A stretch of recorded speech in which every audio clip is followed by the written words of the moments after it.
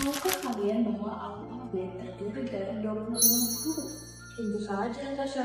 Huruf-huruf tersebut kan memiliki perbedaan antara pengucapan dan tulisannya, seperti huruf X yang dibaca E, K, S, X.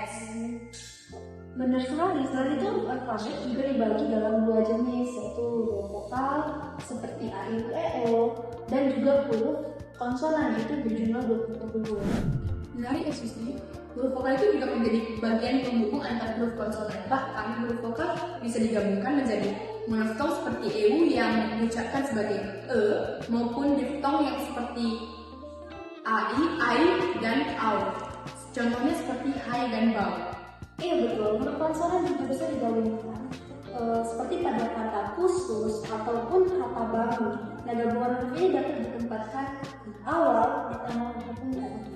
Oh iya, dalam penulisan kita juga harus memperhatikan penggunaan huruf kapital seperti yang digunakan pada awal kalimat, nama seseorang, nama tempat, gelar, dan lain sebagainya. Selain huruf kapital, ada juga huruf miring yang tidak kalah penting dari huruf kapital. Huruf miring digunakan untuk menuliskan istilah asing. Misalnya saat kita mau menuliskan makalah dalam bahasa Indonesia, maka kata dalam bahasa Inggris harus dituliskan dalam huruf miring. Selain itu, huruf miring juga dapat digabungkan dengan huruf tebal, misalnya seperti kata ora, labora. Selain itu, penulisan kata juga penting. Ada kata dasar seperti kanto dan kata berjumbuhan yang memiliki awalan, sisipan, akhiran ataupun gabungan antara awalan dan akhiran, seperti pada menulis ataupun perbaikan. Benar, Abel. Kita juga harus memperhatikan nih penggunaan tanda hubung seperti pada kata ulang, kupu-kupu, atau pura-pura. Kita juga harus memperhatikan kata depan seperti di, ke, dan dari. Apabila kata tersebut digunakan untuk sebagai mendeskripsikan sebuah objek seperti Bandung, maka kata di dan Bandung digunakan secara terpisah. Namun, jika kata tersebut digunakan pada kata kerja seperti dibuat, itu digabung antara di dan kata buat. Lalu bagaimana dengan partikel? Partikel seperti lah dan kah ditulis serangkai dengan kata yang didahulunya seperti bersama. Namun partikel pun ditulis tidak serangkai dengan kata yang mendahulunya seperti apa pun. Dan partikel yang terakhir adalah per yang berarti demi atau tiap yang ditulis juga terpisah sama seperti partikel pun seperti 1/1. Lalu bagaimana dengan singkatan dan akronim? Untuk singkatan nama dan gelar menggunakan tanda titik seperti pada nama Natasha Eudia Berginting yang disingkat menjadi N.E.Ginting ataupun pada sarjana pendidikan yang disingkat sebagai S.PD.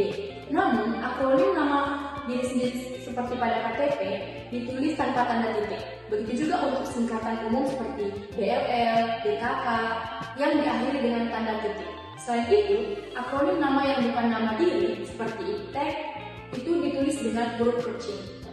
Lalu bagaimana untuk membedakan antara angka dan bilangan? Secara kita ketahui angka itu suatu simbol seperti 1, 2, dan 3, sedangkan bilangan itu sebuah konsep kuantitas yang diwakili oleh angka seperti pecahan atau bilangan desimal.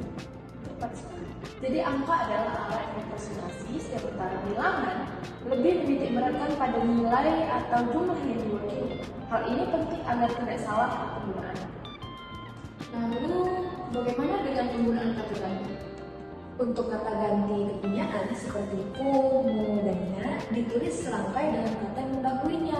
Misalnya, kata rumah menjadi rumahku, buku menjadi bukumu, kucing menjadi kucingnya.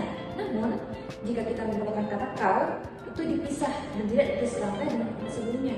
Contohnya, kau masih muda, Bu. Oh, jadi kalau kata ganti ku, mu, dan nya selalu menempel dengan kata sebelumnya. Sedangkan kata ganti kau itu bisa berdiri sendiri ya? Betul, misalnya dalam kalimat aku ingin mengerti, kata kau sedikit terpisah karena bukan bentuk yang mengikat. Tapi kalau dalam kata kau katakan, kata kau ditulis serangkai dengan kata yang mengikutinya karena menjadi kesatuan. Wah, sekarang aku jadi tambah paham. Jadi penulisannya tergantung pada apakah kata ganti itu harus melekat atau bisa berdiri sendiri di dalam suatu kalimat tertentu ya. Tepat sekali. Makanya, kita harus memperhatikan konteks dari sebuah kalimat supaya tidak salah dalam menulis kata ganti. Setuju. Ya,